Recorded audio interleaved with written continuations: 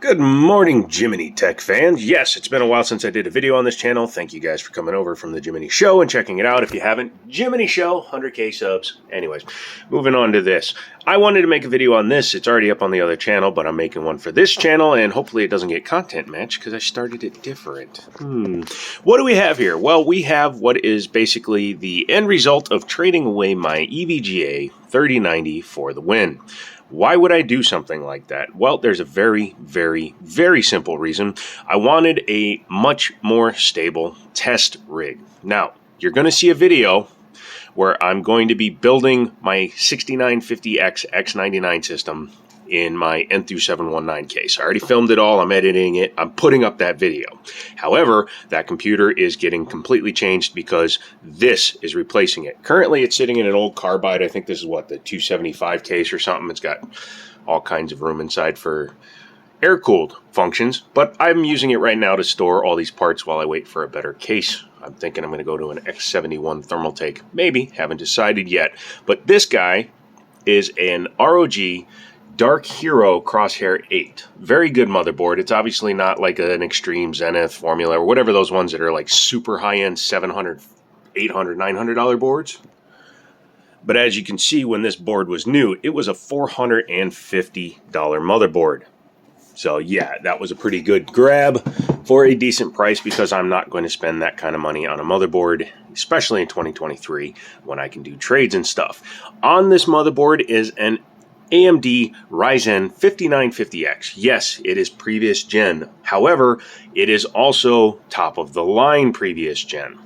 That means it is still more than capable in 2023 of crushing just about everything. Also, it still uses a DDR4 standard, so I didn't have to replace my RAM. That's a 64 gig kit of DDR4 Trident Royal Z running in dual channel at 3600 megahertz, which for DDR4 is about middle of the road, but it's plenty for me. Since I got rid of the 3090, obviously I'm going to be using this as my GPU test rig. However, it's not the only reason why I got rid of the 3090. I got rid of the 3090 because I want a 4090. And I believe with my extra X99 CPU, because I'm keeping one X99 system, all those graphics cards sitting over there, minus I believe my 980 Ti Lightning, which I'll probably keep because the rest are all common brands, I believe I can make enough selling all my spare parts after I make videos on them, obviously, to pay for a 4090. Getting back to this though, how much is a 3090 really worth in 2023 dollars? Well, I'm in Northern Virginia, and Facebook Marketplace and Craigslist are hellholes full of bastard people who don't want to answer you, number one, and number two, they think that they deserve 80% off because you're on Facebook. So the only viable option for me in Northern Virginia to maximize returns on electronics items, unfortunately, is eBay. eBay, the 3090 for the win, was averaging around a $700 to $750 sale price. Sounds like a lot of money. Sounds like more than this is worth. Well, number one, no, because when this was new, including the water cooler, this was probably $1,300. But in 2023 on eBay, selling electronics brings, I believe, a 17% seller fee. So almost 20%. So you're going to lose damn near $150 right off the sale. So if you get $750, you're going to get $600. So basically $600. And even in 2023 right now, Best Buy is $449 for a 5950X because it's still top of the line. That motherboard still averages about $225 to $250. So just those two are worth what I would have gotten for the 3090. So I got a free water cooler, in my opinion. Also, I got a good hookup with the dude that's got a lot of tech. So if I want to flip stuff, he's hooking me up and I'll be able to flip stuff. This 2060 Super and this 1080 came from him. However, when I get a water block, which I'm waiting for, I'm going to run a 1080 Ti in here until I get my 4090 because that's worth $150. That's worth $100. So you're talking 100 over and over until we get to 1700 so I can get a nice 4090. And then in a year it'll be superseded. Currently, I have a 2TB 980 Pro underneath that M.2 cover. I have a 980 Pro 2 terabyte inside that Sabrent adapter, and there is another M.2 spot down here. However, it's not populated because I only have two 2 terabytes right now because I took my 1 terabyte and put it in another computer. So right now I have an additional 12 terabytes of spinning storage. These are going to go away. Either I'm going to keep the 2 terabyte and get a couple of 4 terabytes, or I'm going to keep both of the 2 terabytes and get 2 4 terabytes for the back of the system, because I don't use 12 terabytes of storage there. I have 14 terabytes just because I had these drives extra. This 1000 watt power supply came out of my X99 system. It's a 1000 watt, 80 plus gold. You can see it's the 1000 G5 from EVGA, RIP EVGA GPU division. Wah. But this is more than powerful enough to run even a 4090. However, I'll probably step up to like a 13 or a 1500 watt when I get the 4090. So this will probably stay with the X99 system. For future testing, having a CPU that is faster than any of my other CPUs that I have is going to be beneficial. In fact, I'm going to try to do this left-handed. And yes, I wear ear headphones when I play because I run a lot of fans.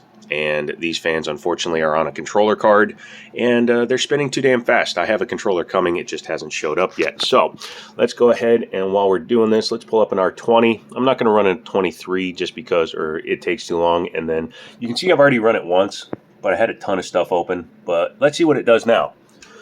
A nearly 10,000 point score puts it, well, damn near 20% faster than 20% would be 1200. So nearly 40% faster than a Threadripper 1950X. And that's pretty impressive in my book. Also, it indicates that it's running at about 69 degrees. Nice. But that usually is the junction temperature on AMD. It reads 10 to 20 degrees cooler at the core. So I would probably say that under this 360 water cooler, it's probably running in the high 50s because I've got it locked in at a 4.2 gigahertz overclock. I'm going to play with that overclock because I just haven't gotten around to it. I literally built this system yesterday. But as you can see, 9,700 points within the margin of error. Actually, that's 160 points lower, so something is open. I think Steam, Steam is open, so there we go. When you have extra programs open, synthetic benchmarks take a hit.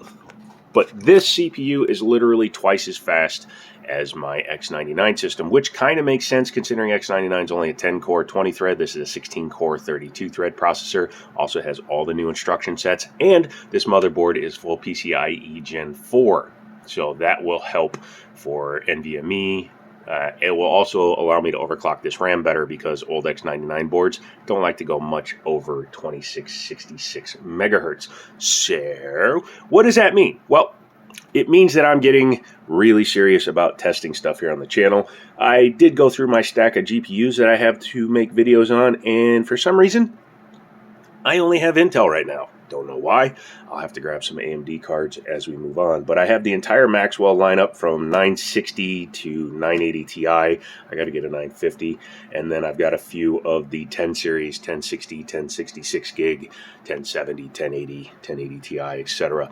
So I will be testing all of those, and then I will be moving them on. And I will start a video series where I show my flipping towards a 4090. Hopefully it'll only take me about 3 weeks, but world being what it is, who knows what'll happen.